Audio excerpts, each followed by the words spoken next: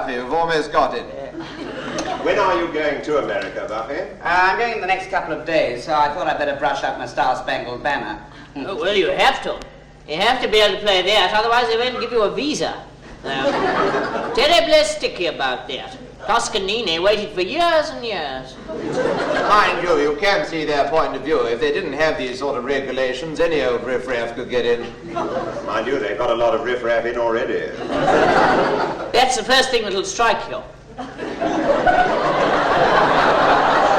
Well, the riffraff. No, Buffy, the first thing that'll strike you about the Americans is that they're not English. Of course they're not English, they're American. Now, what I mean is they're not English. They're not of English stock. I mean, you only have to look at the names. Look at them. Epstein, Lefkowitz, Wagner. Those aren't English names. No, they used to be. No, they never were. No, I mean, there used to be very good English stock here. It was Anglo-Saxon. Puritan stock, yes. Exactly. It was the Statue of Liberty that started the rot. How was that? Well, you see, they put up the statue, and I mean, it's a lovely statue. It's a lovely beautiful statue. statue. And then some idealistic Johnny went and inscribed on the bottom all this business about, give me your poor, your huddled masses. Well, people did. The huddled masses leapt at the opportunity. They came over in droves. Bred like rabbits. Died like flies. And spread like wildfire. The whole place was swamped. Isn't there a very serious colour problem over there? Yes, there is, Buffy, but you won't have any difficulty. There are a lot of coloured people about there, I noticed that. I think there is a danger of seeing the colour problem simply in terms of black and white. It's a lot more complicated than that. Yes. But I gather the Negroes are sweeping the country. Yes, they are. It's one of the few jobs they can get. And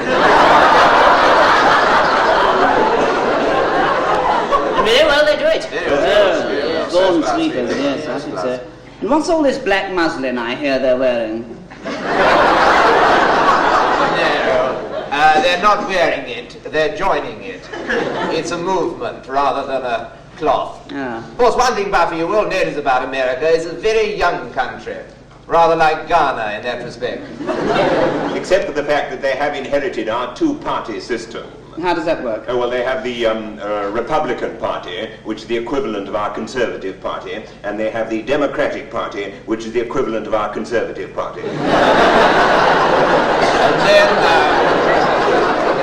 Then there's the liberal element in the shape of people like Jarrett's. Are the Liberals Democrats or Republicans? Yes. I mean, as is convenient for them. Yeah. Of course, you know, the Americans must be frightfully jealous of our royal family. Can you blame Oh, them? darlings, yes. Sort of thing. Except there is a sense in which Lyndon Johnson is the Queen and the Prime Minister all rolled into one. One what? Exactly. That's the whole dilemma of the American Constitution. I see. Still, I think he's doing rather a good job, and he's a very cultured man. Oh, very cultured. When he had Earhart down on the ranch, he had Van Cliburn playing Beethoven and a choir singing Tief in das Herz von Texas.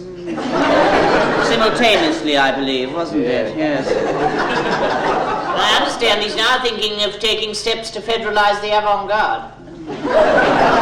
Exciting concept. Of course, Buffy, one thing you will notice about the Americans, God bless them, is they're terribly naive about sex. In what way? Exactly. I mean, they're terribly naive about it. I mean, they think of sex in terms of beautiful blonde women with huge breasts and pink skins and blue eyes. Pathetic. Pathetic. Absolutely pathetic. Yeah. Pathetic. Yes. Yeah. Pathetic. How do you think of sex? I don't, actually. At least I try not to. Otherwise I start thinking of beautiful blonde women with huge breasts and pink Pathetic. Yes. Pathetic. Absolutely pathetic. I'll tell you one thing I do very much admire about Americans, and that is that they do have something to believe in. I mean, they really do believe in anti-communism. God, I wish we had a positive faith like that in England, you know. Really It don't. gives you something to hold on to, doesn't it? Isn't there a lot of poverty over there? Yes, there is, Buffy, but luckily it's all being concentrated in the slum areas. It's beautifully done. You'd scarcely notice it. Where do you intend to go? I'm going to New York first. Well, of course, you must remember, New York isn't America. Well, what is it then? Well, New York is New York, but it's not America. It's not America. If you want to see America, you ought to go to the South.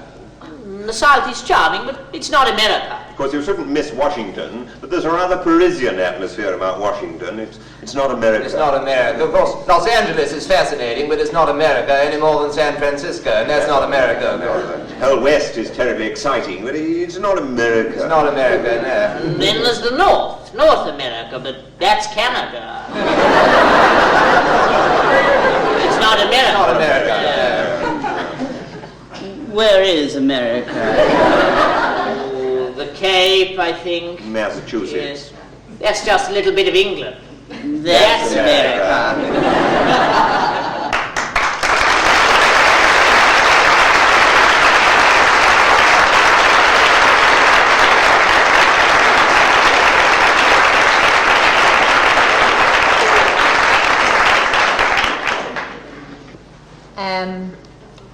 I'm just having a look for our Florence's in memoriam notice. We have it put in like every January 27th. There's a lot of deaths in tonight.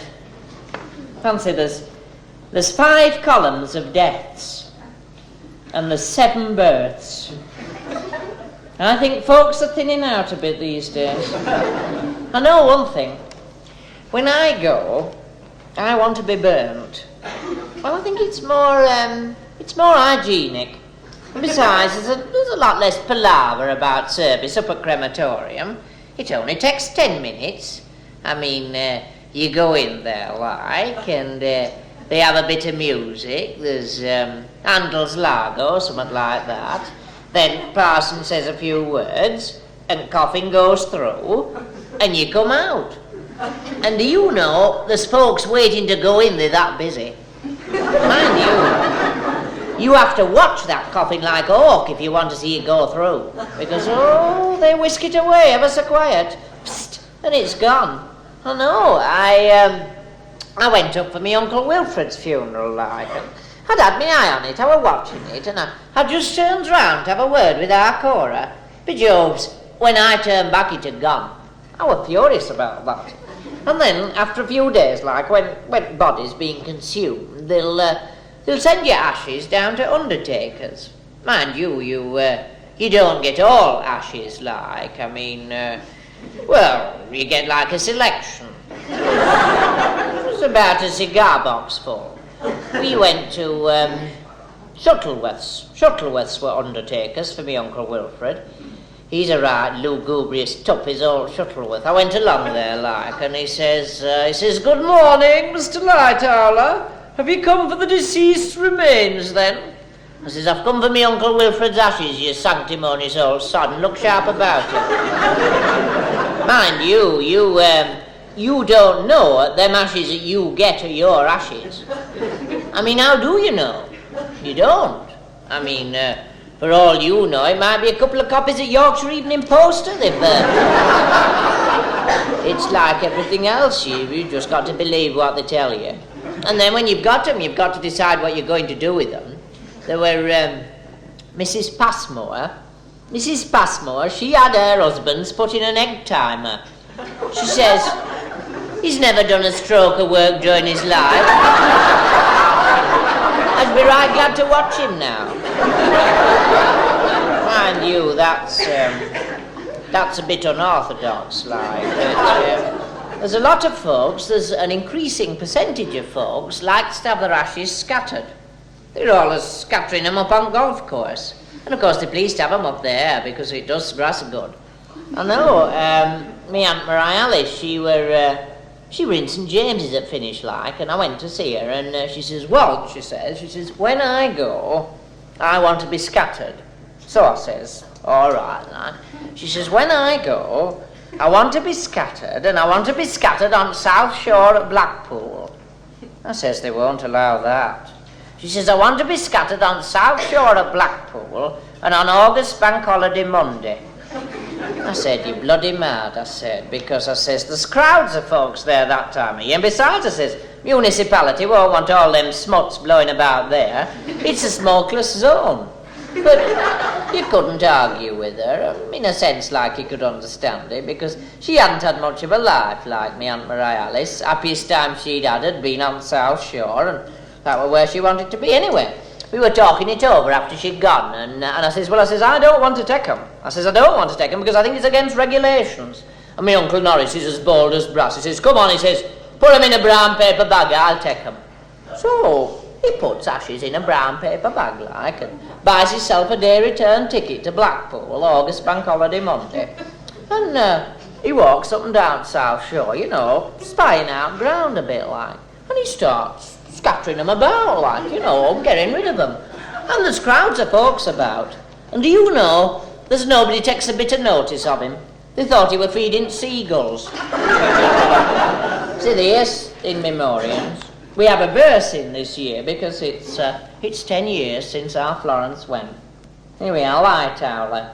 Florence, dearly beloved daughter of Gladys and Walter, passed away January 27th, 1954, 7 Gilpin Place. Down the lanes of memory, the lights are never dim. Until the stars forget to shine, we shall remember her.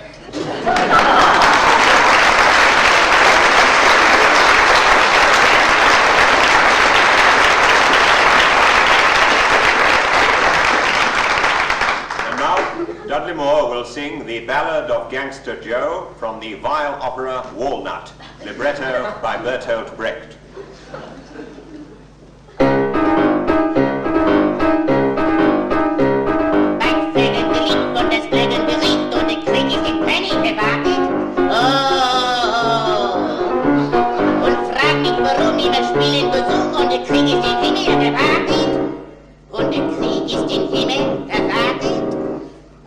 Welchen Zählen wir töten? Liederkranz von Krieggesang. Hoppla! Bei Straßenfabrik ist ein Gönnens geriet uns König Gewicht von Wagen. Oh, Don Pasquale, mit feiner gesund in das märrische Puff und sowas in Fragen Volkswagen. Und sowas und Fragen Volkswagen. Oh, mein Vögel ist gerichtet und kommen in das Land und Götter, es wurde Töter, es wurde angesungen. Mein Schöner, mein Gefilter, meine Liebe, meine Freud und schön vom Telefonken, auf Wiedersehen, Gülliger, und es war das Schönste auf der Welt. Was ist das Gangster Joe? Was ist der Helden in Out Chicago? Du hast mich betrogen, Joe. Du hast kein Herz, Joe. Gesundheit, Joe. Oh, ich liebe dich so. Oh, und kommen in das Blut. Und meine ist eine kleine, ist traurig anderswo. Nein, nein, goodbye, Joe. Goodbye, Joe. Goodbye, Joe. Goodbye, Joe.